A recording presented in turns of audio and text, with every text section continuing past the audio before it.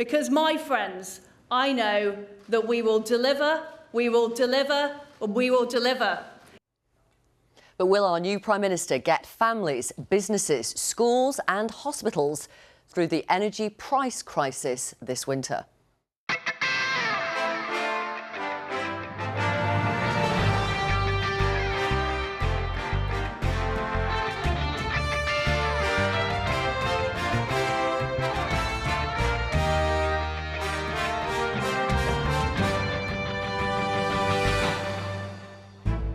What Liz Truss announces this week could define her premiership and determine whether the Conservatives win the next general election. To do so, she will need to have her party on her side. And she'll have to do that with a lower than expected vote. But even her Tory party critics are saying, don't write her off. Tonight we're joined by senior Conservative and Labour politicians and Westminster insiders. We'll try to make sense of what her big plan might look like. And we'll talk to a head who runs 5 primary schools, the boss of a clothing firm, and a trainee counsellor in receipt of universal credit. All face unaffordable energy bills this winter. What do they think of a possible energy price freeze? Good evening. Tomorrow, Liz Truss will formally become Prime Minister of a country that is reeling. Millions facing energy bills they simply cannot afford. By the end of the week, she's expected to have announced an unprecedented intervention to freeze bills at current levels. But the freeze won't come for free. It could reportedly cost the country the incredible sum of up to £100 billion. That would be £30 billion more than the cost of the COVID furlough scheme and would mark a major change of policy, both politically and economically, from where Liz Truss was just a few weeks ago. In a moment, Nick Watt on the political fallout of this victory. But first, if the plan is to freeze bills, how would it work? Who would pay for it? Here's our economics editor, Ben Chu, on Liz Truss's big choice. Hi, Ben. Yes, Victoria, we now know who the latest Prime Minister, the next in this line of post-war history makers, will be. And the scale of the energy challenge facing Liz Truss is truly historic. And when it comes to the cost of living crisis, this big squeeze, it's approaching decision time. But first, that historical context. As this shows, not even in the 1970s, when we had multiple energy shocks, did household bills get even close to where they're currently set to get to in the coming months. As is well known by now, for those on low incomes, energy bills like this would quite simply be unaffordable. And UK businesses, particularly small businesses, are facing an energy affordability crisis just as off the scale by historical standards. Most forecasters, including the Bank of England, project that these soaring energy prices are already sending the UK into recession. So what will Liz Truss do? We're told her team are seriously considering a domestic energy price freeze to shield households. But what might that mean in practice? And what would the wider economic implications be? First, there's a key fact to bear in mind, and it's this chart. This shows the wholesale price of gas today. It's around 520 pence per therm, more than 10 times normal levels. UK domestic energy suppliers would still have to buy gas and electricity on European markets at the current vastly higher market rates, even if there was a domestic price freeze. And the government would have to cover the difference between those wholesale energy costs and any frozen price at which they sold energy to households. Now, that could be done by government guaranteed bank loans to energy suppliers, or it could be done by the government borrowing directly and simply giving the cash to suppliers to cover their costs. But let's be clear, either way, it would involve a significant increase in taxpayer financial liabilities. Price freezes are popular with the public, but they are not free for the public. So how large would those new public liabilities be? Well, estimates suggest simply freezing domestic energy costs at their current average annual level of £1,971 for everyone for a year would cost some £70 billion, perhaps as much as £100 billion. That would be comparable to the costs of the pandemic furlough. But there are alternative designs for a price freeze which could potentially bring the cost down from those sky-high levels. It could be designed in a way that gives a capped allowance of energy to each household, whereby if they use more than the allowance, they pay a lot more. Support could be tapered away from those with higher household incomes.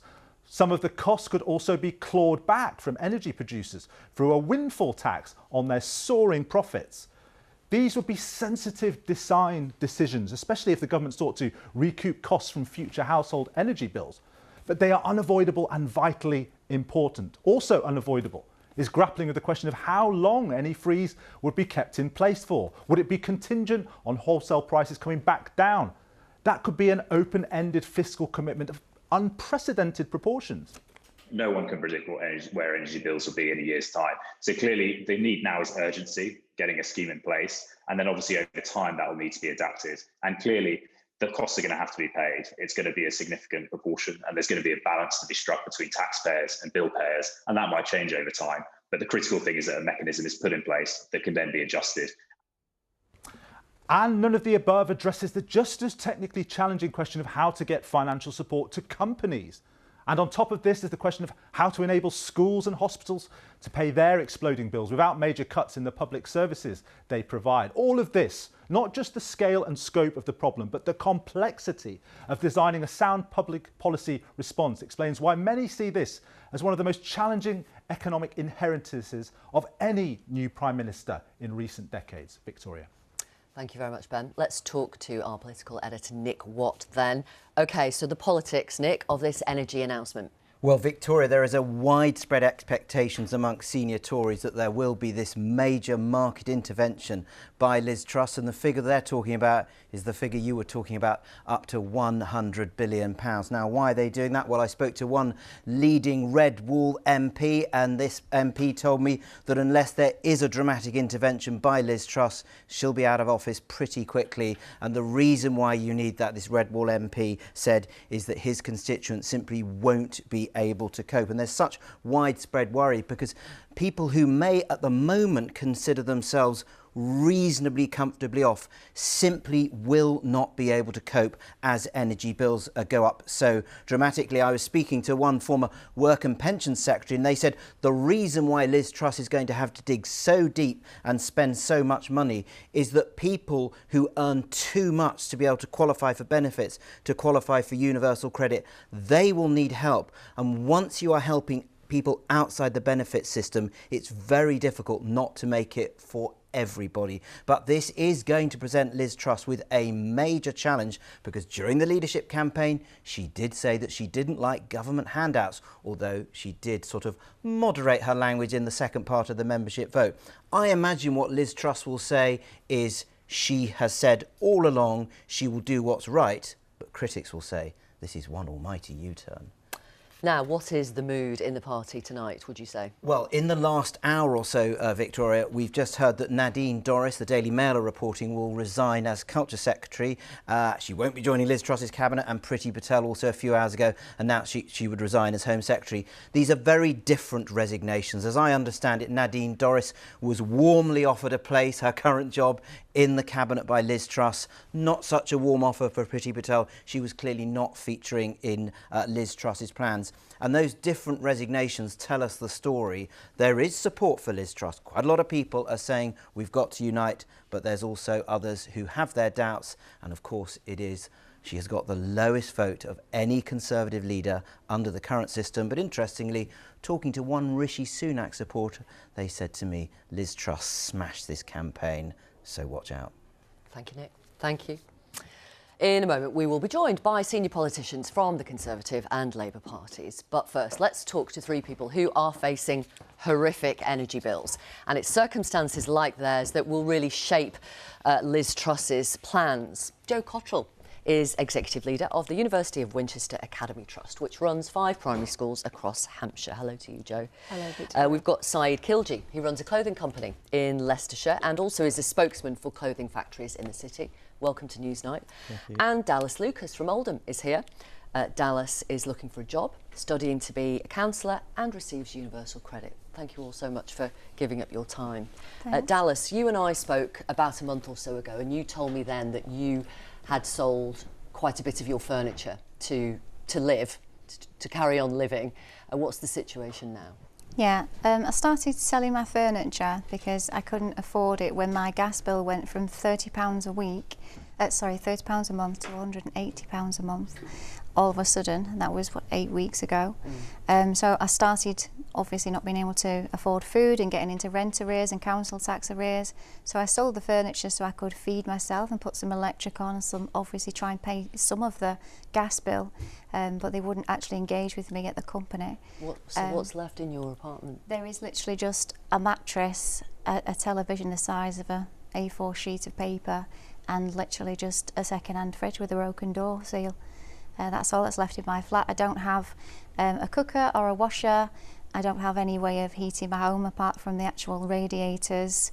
And basically, I'm struggling to still keep food in the cupboards. It's just going out just as fast as it's coming in, because the food prices alone, what used to cost £1 a few weeks ago is now costing £3 for a sandwich, and that's just a sandwich. And you worked out what your incomings were and your outgoings, so you added up universal credit and housing benefit, and after you'd paid your energy bills, or your gas bill, not even your electricity, what did you find that you had left per week?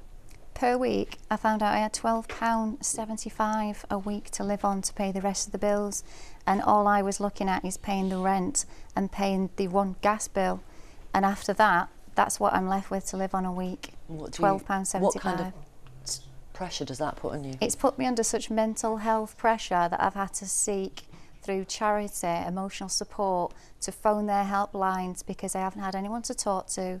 The energy companies won't speak to you or engage or even listen to what your payment plan or proposals are. I felt completely abandoned by pretty much everybody. I'm really sorry to hear that. I really am. I'll come back to you in a moment, Dallas. Okay. I'm going to bring in Jo, if I may. You run 5 schools. You are the executive head. Tell us what the energy bills used to be for the 5 and what they're going to be.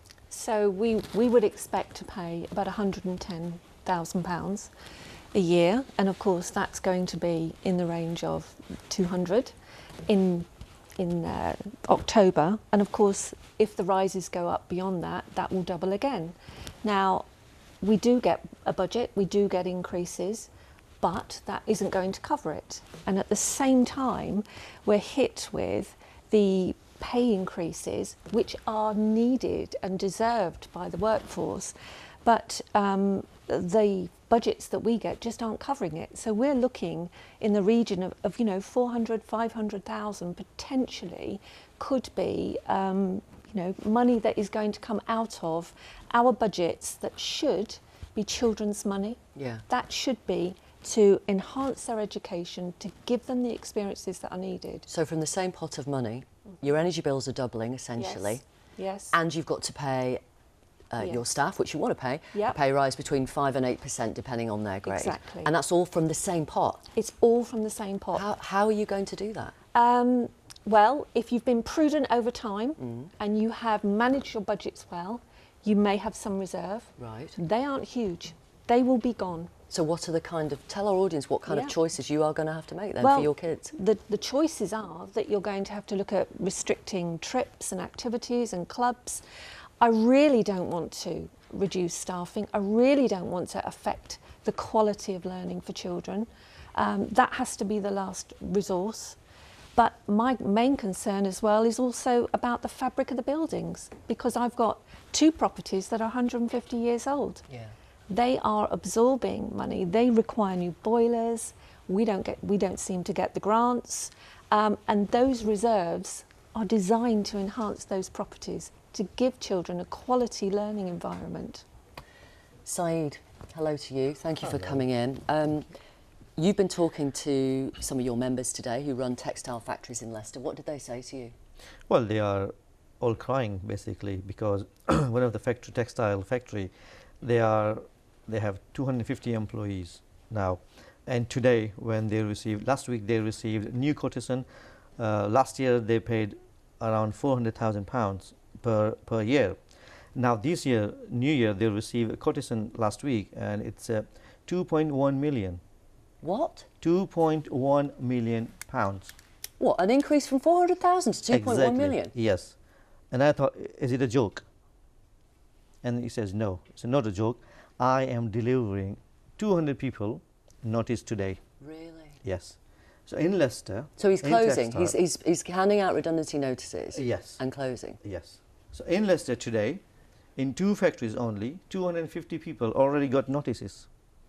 And more people will get notice if our government will not come to the help straight away when our Prime Minister, I'm hoping from tomorrow, once he's in office, I'm hoping, we are trusting and hoping straight away immediate help to the textile. They need to have some kind of grant or some kind of cap on electricity bill because we are paying huge amount of money in electricity bills and salaries. What about your own clothing firm? I mean, is that going to survive? Well, it's a difficult question and I have to make the decision. At the moment we are in contract, but in a few months' time we will be out of contract. So once we are out of contract, we will know if government will help, we will survive. If they will not help, we need to close down. We don't have any other options. Let me ask all of you then, before I talk to politicians, what you think of the idea of a price freeze. So the bills that you have now would not go up, I don't know how long for, 6 months, 12 months, who knows? I don't know how it would be paid for. We're waiting for Liz Truss to tell us. But what do you think, Dallas? I couldn't pay the way, if that was the fact, I couldn't pay the bills that they've created already. I'm already behind in my energy bills, and on universal credit they don't give any additional money to actually get them bills back on track and out of the way with no mention of any handouts or any future support. We're literally just frozen in debt, and I feel a prisoner to debt. I feel a prisoner to my energy company. Jo, the idea of an energy price freeze? Well, I think we're looking for solutions on many fronts, to be honest, Victoria, and I welcome a cap where it is now. But I would really like to see investment in schools to see that we could bring in new technologies that are going to improve our energy efficiencies, to improve the fabric of our buildings. You talk about insulation and heat pumps and all the stuff. All of those things that are unaffordable at the moment and difficult to get those grants. We need to do You have applied for those grants, but you've missed out. 1%. Okay. And what would you say, Syed?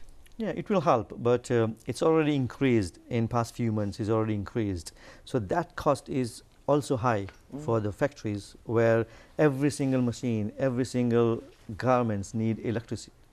So government needs to do something to either give away some grants and freeze this level of billing, give some grants, or so freeze the cost now, and give some extra cash help. And give some extra grant out, so people can reduce their bills.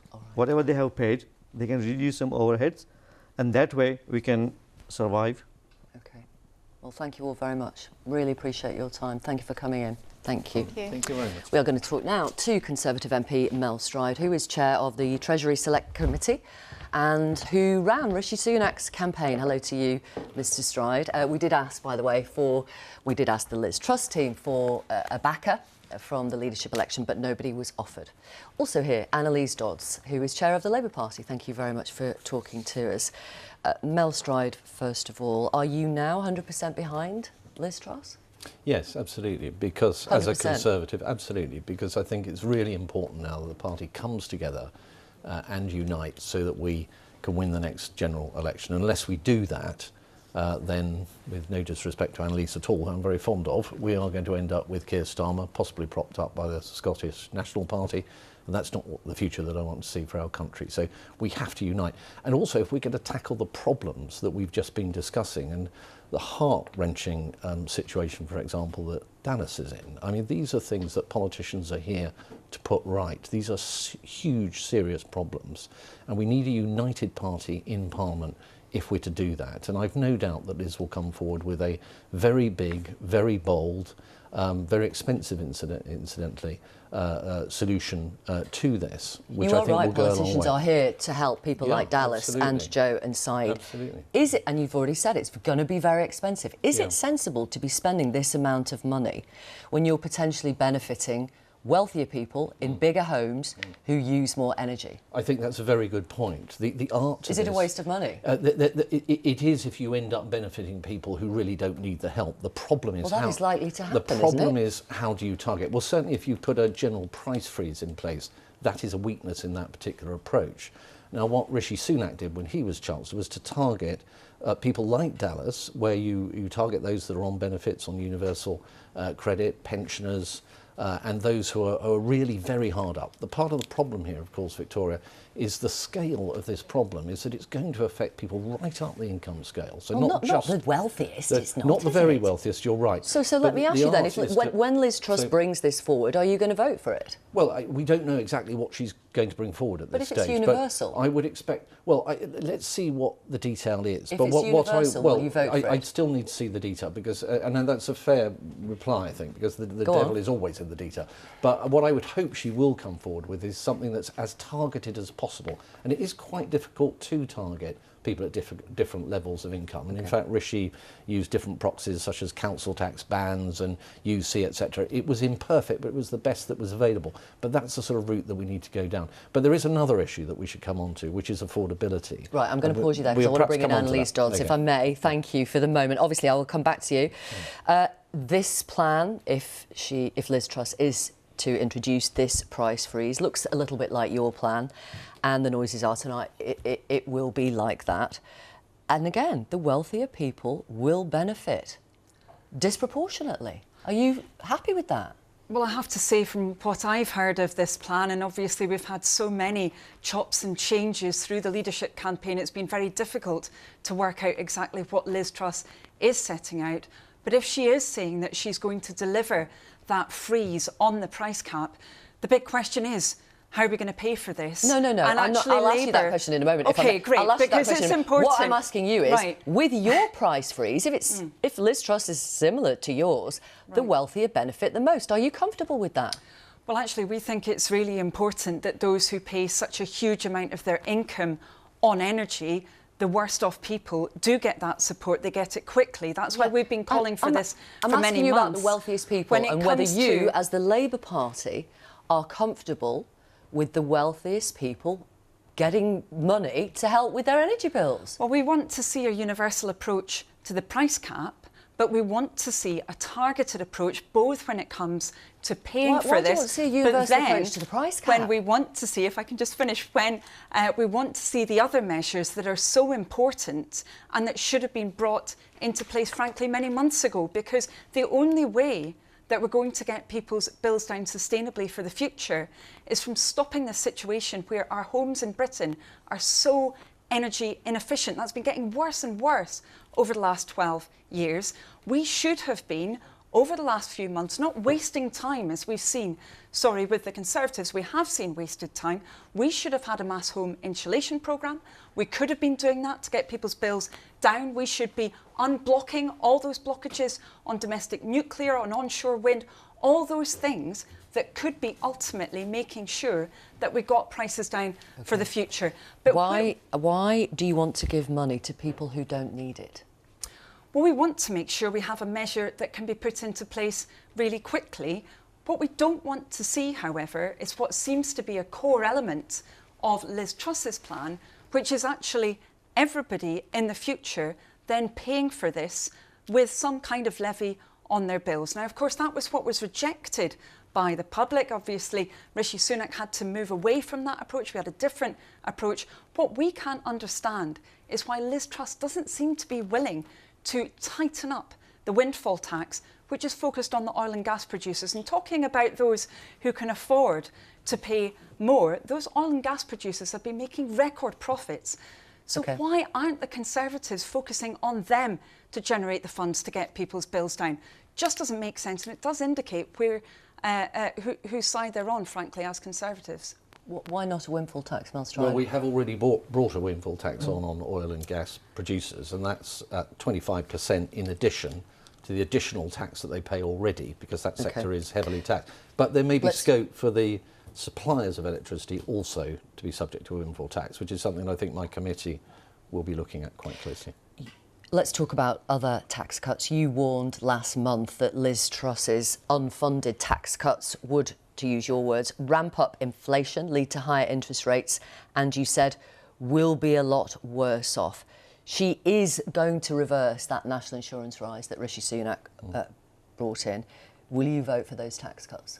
So I think we need to see all the detail, but there is a danger here, and that is that if you have a huge level of tax cuts, so I think it could be up to about 70 billion in tax cuts, so that's corporation tax and national insurance in particular, and they are permanent, and then you have a package which we're supposing might be 100 billion to support those who need support with their energy bills, and then you've got the pressures, of course, of departmental budgets such as education that Joe was talking about, being under pressure through high inflation, and you've got all these wage bargaining that's going to happen in the public sector over the coming months. If you add all that up, you have to ask the question, is it fiscally responsible?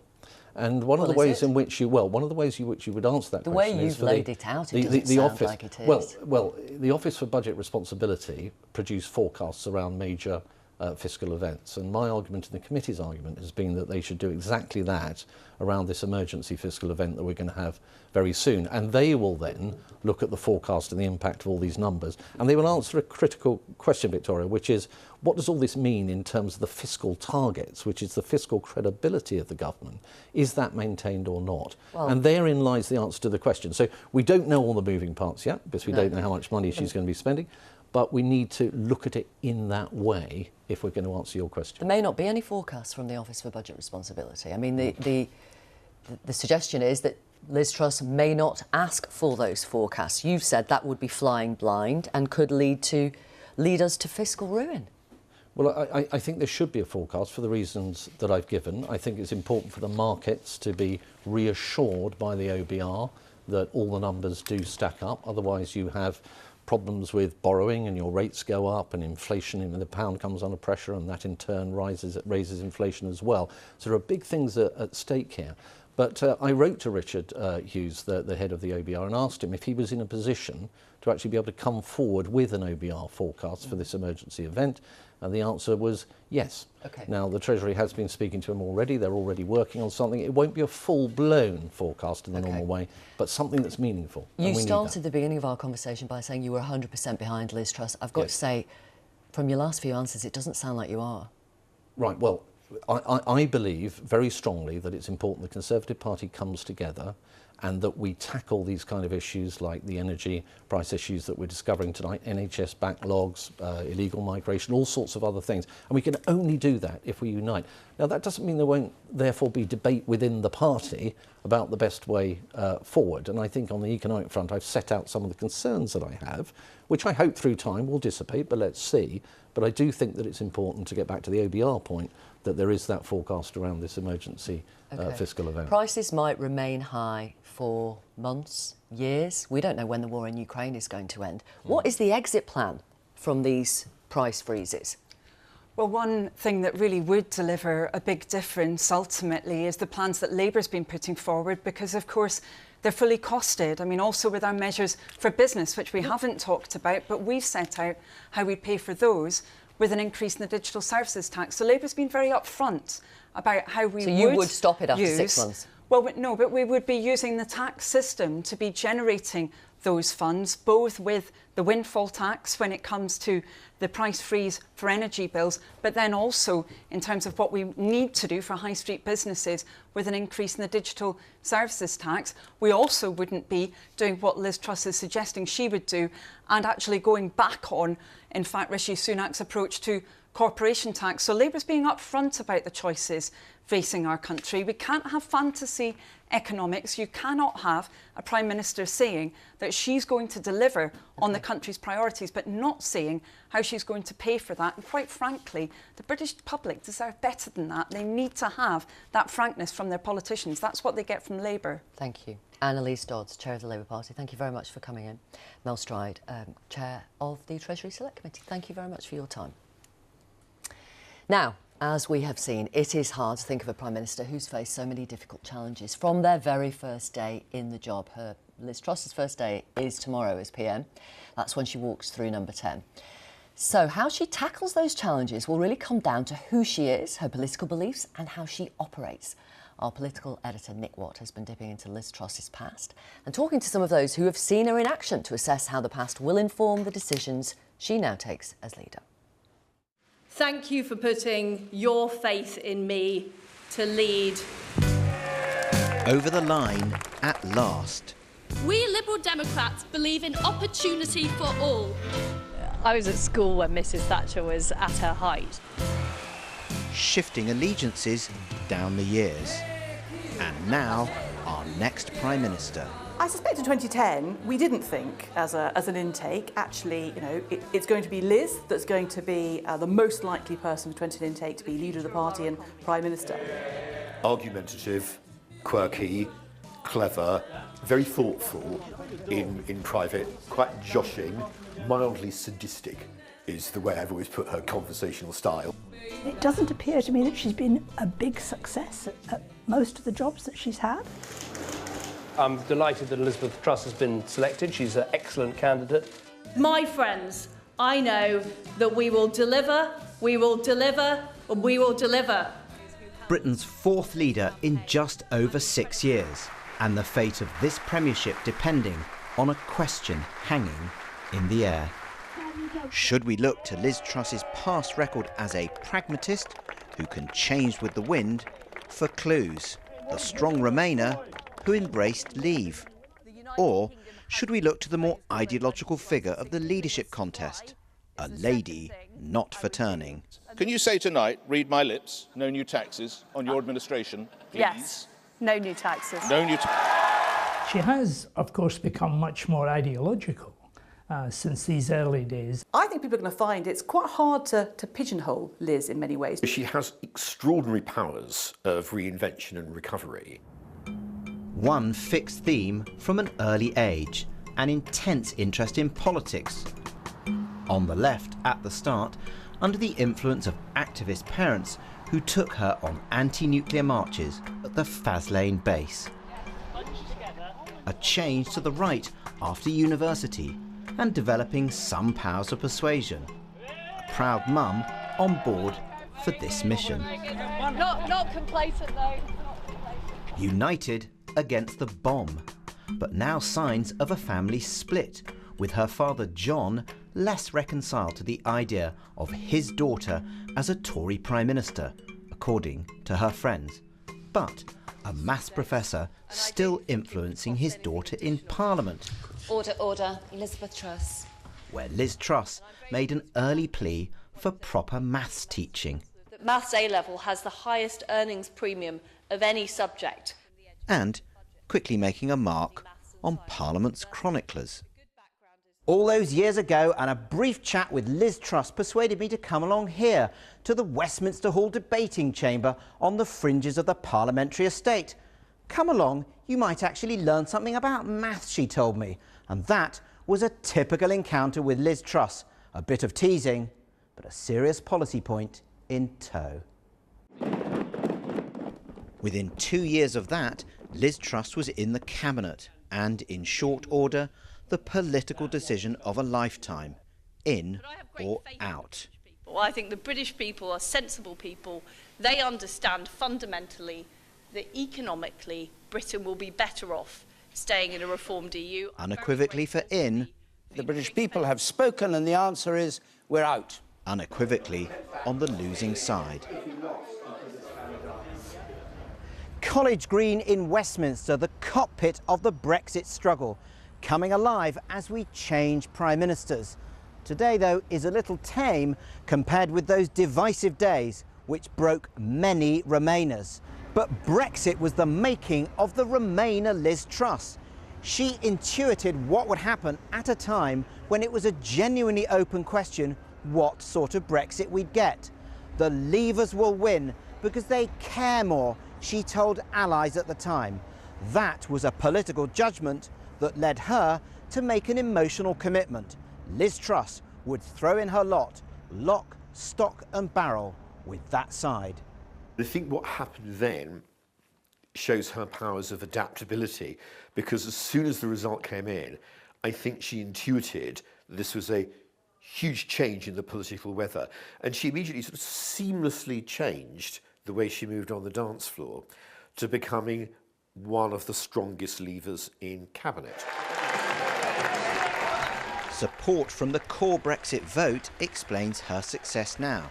It nudged her over the line in Westminster and powered her victory amongst members mourning the loss of Boris Johnson. And I'm somebody that gets things done.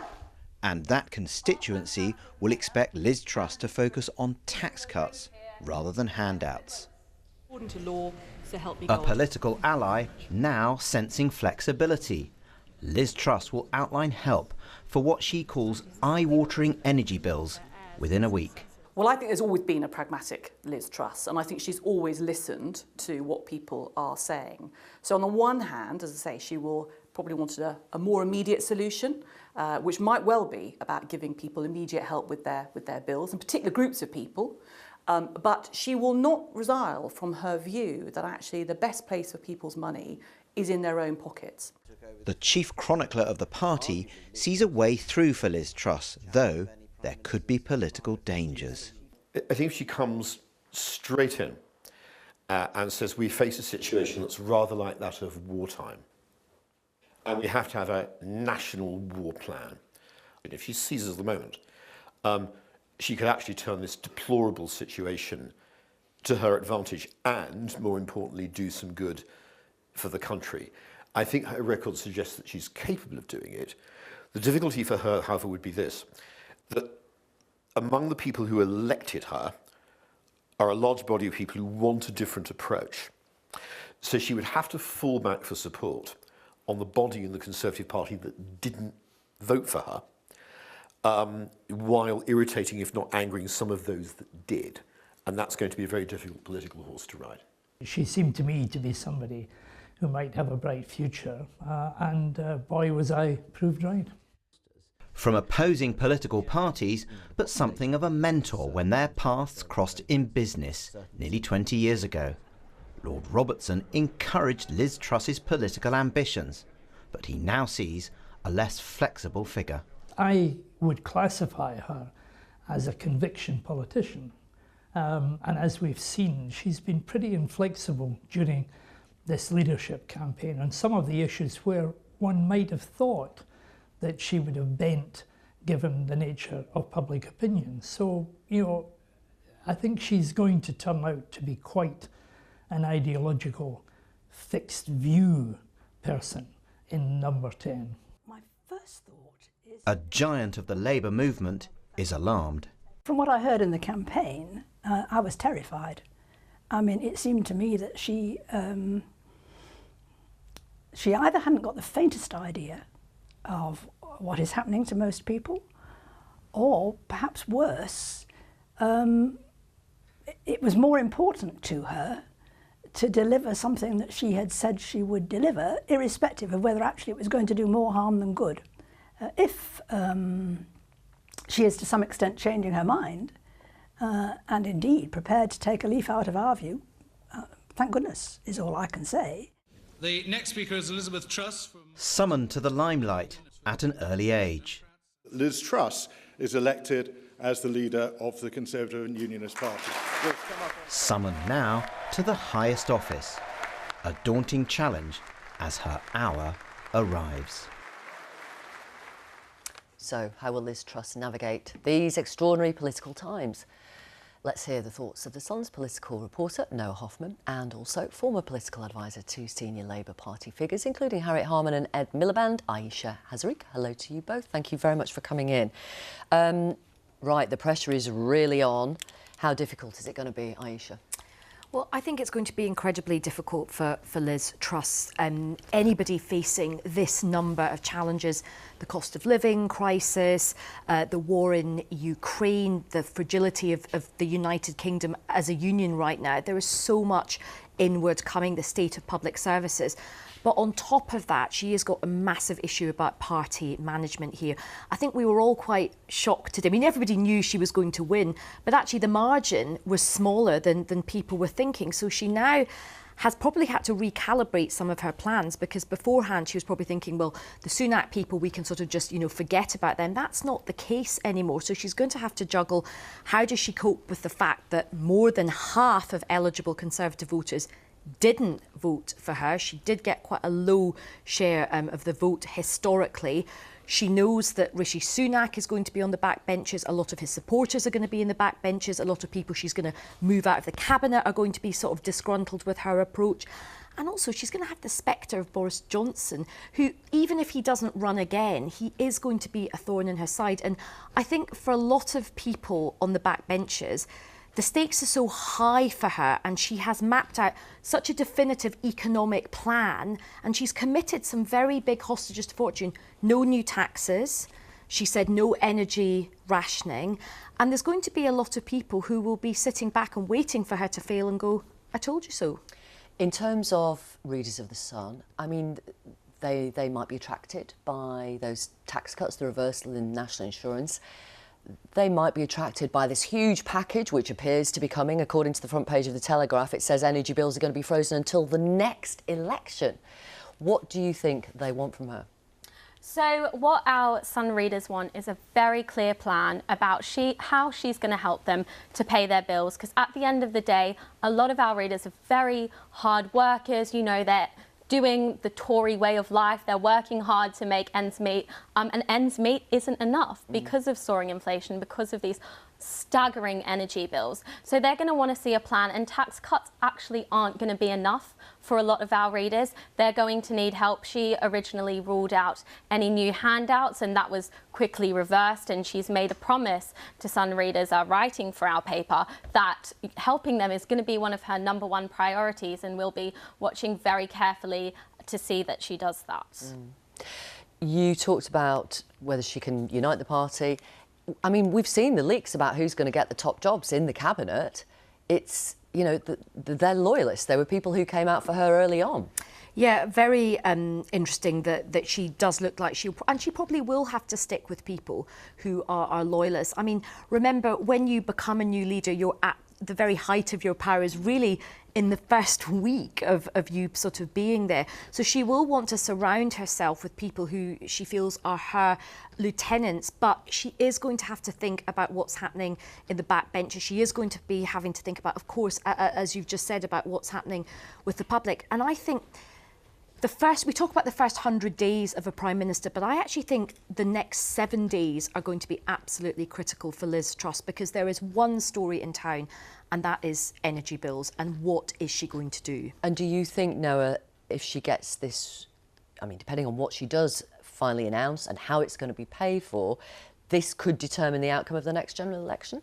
Absolutely. I don't think members of the public will forgive her if they don't help with what is a very unfair situation that they didn't ask to be in. You know, we're not responsible for Putin's horrific war in Ukraine, for the COVID pandemic. But I think Liz Truss is very well aware of that. And I think, you know, as we speak, she's coming up with a plan to help. We've heard about the energy price cap possibly being frozen till the next general election, which she said will be in 2024 at around £1,900, which is where it's at the moment. That's a start. But as your panel was discussing earlier, people are struggling now. Oh, it's horrific. It's horrific. She needs to recognise that, and I think she has. I think her team has, and she needs to act. She needs to act fast. We're expecting Thursday some big announcements. I think one of the other things that's going to be really interesting is that she may find herself, ironically, in the sort of position Rishi Sunak was when he first became Chancellor, where she is by instinct, she wants to be, you know, a low-tax Conservative, but also historically a kind of small state Conservative. And I think she's going to have to unveil this bumper package, you know, bigger than furlough, almost bigger than what happened at the pandemic. And she may find this tension where the public might think, OK, you're doing what is necessary and this is the right thing to do. Indeed, that she might get pushed to do more. But there may be members within the Conservative Party who think, hang on a minute, we don't like this. This is too much state intervention. So I think there is going to be quite an ideological tension there for her right from the start. Very, very briefly and finally, and I'm going to put this to you, Aisha, as a former political advisor to various Labour figures. Conservatives have their third female leader and Prime Minister. Labour have never had an elected woman leader. What does that say about the Labour Party? Well, the Labour Party has absolutely got to do better as the party of equality, and fair play to the Conservatives. But I think women watching tonight, women around the country, will, yes, applaud Liz Truss on her personal success as becoming this country's third female Prime Minister, but they will judge her on what they do for women and their families, the cost of living crisis, the NHS, childcare and violence against women, and all these other issues that women around the country really care about. Thank you both very much. Thank you for giving up some of your Monday night. Aisha Hazarika, Noah Hoffman, thank you. Right, quick look at some of tomorrow's front pages. I mentioned the front of the Daily Telegraph. Energy bills to be frozen until the next election is their banner headline. Straight to business, front page of the Times, and a picture of Liz Truss. Yeah, she looks really happy. She's smiling. She won, you know. The Guardian, Truss wins, but can she avert the looming crisis? And again, a picture of her smiling. The Daily Mail, cometh the hour, cometh the woman. And the Mirror has David Cameron's face merging into Theresa May, into Boris Johnson, into Liz Truss. Same old Tories, of course, reminding us that there have been 4 Conservative Prime Ministers in the last 6 years. And The Sun, Liz puts her foot on the gas. Get it? Now, if you like even more on today's events, then you must download Newscast with Chris Mason and Adam Fleming. They are both excellent, and it's available right now on BBC Sounds or wherever you get your pods. That's all from us tonight. I will be back tomorrow. Have a good evening.